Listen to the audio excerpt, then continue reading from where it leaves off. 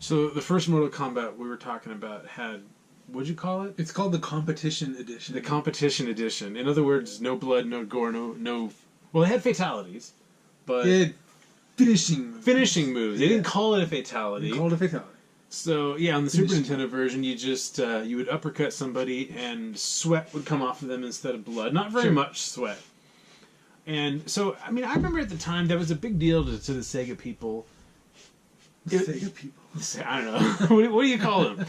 They felt like they had a one-up on us. Like, you Nintendo people, you're just babies and you're all children. You get a watered-down version. You get the watered-down version. We get the cool... We're the cool people, right? Like, they felt like mature. They felt like they were mature. Yeah.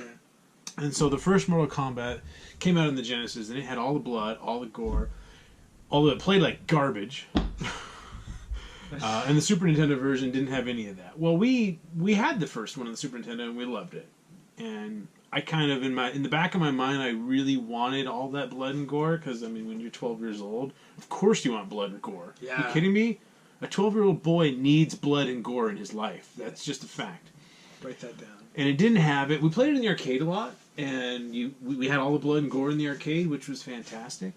And then we found out that Mortal Kombat 2 was coming out on the Super Nintendo, and Nintendo decided, I never thought they would do this, but they decided that all the blood and all the gore, all the fatalities were going to be in this lovely game when it came out.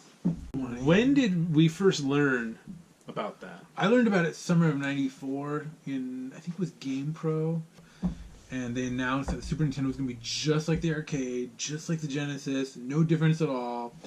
And I was so excited. I remember reading about that. I remember where I was. I remember what we were doing. I remember everything about it. I had that magazine. Read it over and over and over again. I was like, this is too good to be true. This isn't happening. Somebody pinch me. It felt like Christmas to me. And the release date was September 9th, 1994. Wait. You remember the exact release date, September 9th, 1994. I know my history. Should look it up to confirm, but I believe you. I kept the receipt for a long time, by the way. This isn't our original game in box. It's close I found this one at a garage sale complete last year. Now, in terms of the original box that we had, we'll do another video. There's another story that involves genocide that we'll talk about at a different time. It's a sad story, and it includes Chrono Trigger. It's a very tragic ending. I was looking forward to this probably more than any other game in my lifetime up until that point. I don't think there was anything. Yeah. And in 1994, you really can't overstate how big a deal Mortal Kombat was. And fighting games were at the top. They were huge. Everybody was playing fighting games. Yeah. It was Street Fighter 2, yeah, and it was Mortal Kombat. And when you went to the arcade, that's what everybody was doing. Previous to that, you went to the arcade, and it was the Terminator 2 machine, right, with the gun. Super Off-Road. And of course, Teenage Mutant Ninja Turtles was huge. Yeah. Those were the cabinets that had all the people. And then all of a sudden, you just blinked. Yeah, overnight, it was Street Fighter 2 and Mortal Kombat. And that was it. And it completely took NBA over Jam video was big games. too. NBA Jam was big. Fighting games, it can't be overstated how big fighting for our generation. For people born in 1979, 1980, yeah, Mortal Kombat was so big. And the release of Mortal Kombat 2 in 1994. So September 9th, we're going into our sophomore year of high school. Yep. And we had saved up the money for this game. I'm sure we saved up together like we did with just about everything. God, it was probably $60, probably $59.99 when no it came doubt. out. Yeah, cartridge games were expensive back then. That was a lot more money. But yeah, you say, well, they're $59.99 today. Well, in 1994, yeah, it was way more money. And so we lived in kind of a small town, so it wasn't that easy to just hop on. It was not on the way home from school. Absolutely not. It was a big deal to go to a real store that actually sold video games for us. And I remember that morning that it came out, I remember calling a few places. Like, do you have Mortal Kombat 2? Probably Software Etc., Electronic Boutique. You finally talked to, I want to say it was Electronics Boutique. And eventually they became GameStop. GameStop bought out in the U.S. In Canada, I think it's still EB. Okay. Yeah. And I finally talked to someone, and this by then it was like later in the day because I had been calling around, and I talked to someone, and they're like, "We have one copy left, and it's the display copy, so it's been opened, but it's just the one that was used as like a display." And I was like, "I don't care if I'm going to open anyway. Fine." I was like, "Can I reserve it?" And the guy was like, "Okay, yeah, you can reserve it." And I was like, "Okay, put me down." And I gave him my name and whatever, and this is my memory, all right? Yeah. Mom and Dad were already visiting the city, and I was home that day, and they were at work, and I talked to my mom, and I told her, I gave her explicit instructions. I've reserved this game at this store. Can you please go there and pick it up? I'll pay you back. I'll pay you all the money. I have because we pulled our money together. We were ready for this. Yes. We were very ready for this game.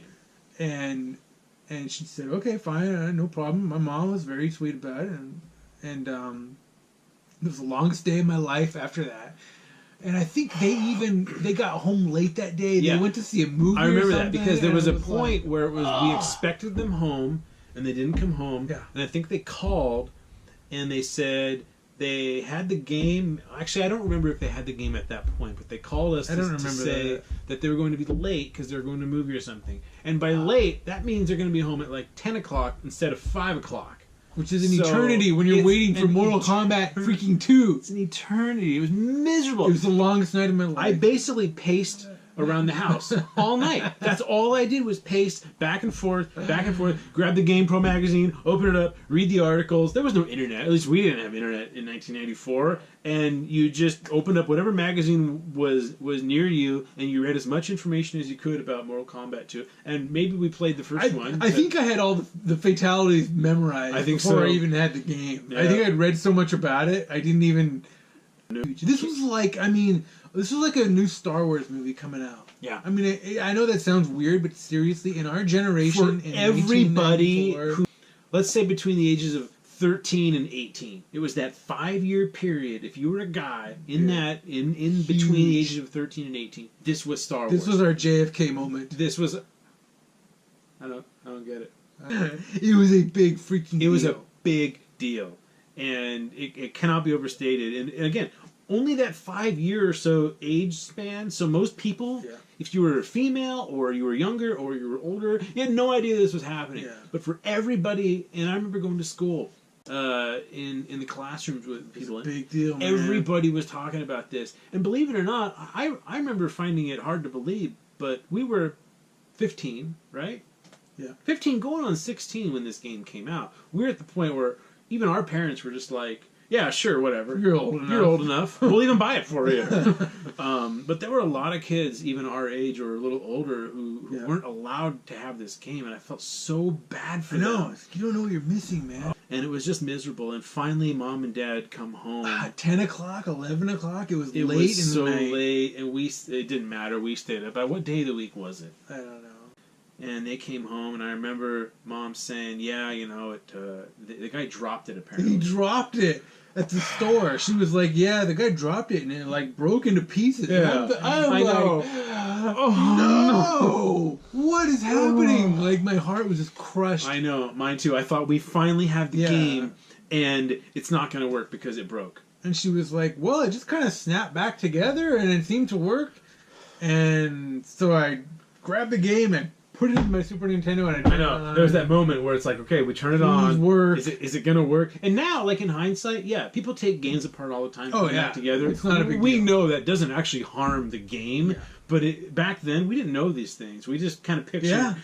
I just kind of pictured that with this. Like someone dropped it, and all the parts internally exploded. Yeah, but it worked. We put it in, and it worked, and it was just pure. It was bliss. Pure bliss. It was punching and it was kicking your friend. But on top of that, you could rip your friend's head off. Yeah. Let me tell you, as a 15-year-old... Nothing is more satisfying. Ripping your friend's head... I remember Mortal Kombat 1. I remember playing Mortal Kombat 1 on the Super Nintendo and shoving in the Game Genie and punching in the code to turn the color of the sweat... Ask me if I remember that code. You turn the color of the sweat into a red color so that when you punch the guy, it actually kind of looks like blood. Ask me if I remember that code. Andy, do you remember that code on the Game Genie? BDB4DD07. That's my life. No longer, no codes, no Game Genies. Nope. You put it in, you get blood and fatalities. Lots of and you blood. get to rip someone's head off. I remember playing with Baraka, and you take his swords, you shove it into the guy's torso, You lift it you up. lift it up, and he You let him dangle there. You let him dangle Yeah. a little bit, and then he slides down the blades of your swords, and then he hangs there while blood drips, and then he kind of twitches. The lifeless body kind of twitches a little bit. Yeah. It was beautiful. It was gorgeous. It was everything that I wanted. It was finally that moment where us Nintendo kids could kind of look it over at Sega and go, well, hey, yeah, we got it too. And not only that, it was a far superior version. Oh my goodness. I ended up playing the Genesis version at some friend's house or something a little while later, and it was bad, it was total garbage. I remember I picked Shang Tsung, and by this time I had every move memorized. Yeah, I did too. Literally every move, every fatality. Yep. Shang Tsung, I would pick Shang Tsung because I could morph into any other character, and I knew I had memorized every combination of buttons that you needed to morph into other characters. And I picked Shang Tsung, and nothing was working. Nothing worked. And It was so I clunky. knew the fireballs where you could do 1, 2, or 3 at a time. The fireballs, and it worked 1 out of every 10 times. The It was game is slow, garbage. It was awful. It The was graphics slow. were awful. The music was The awful. music was unrecognizable to me.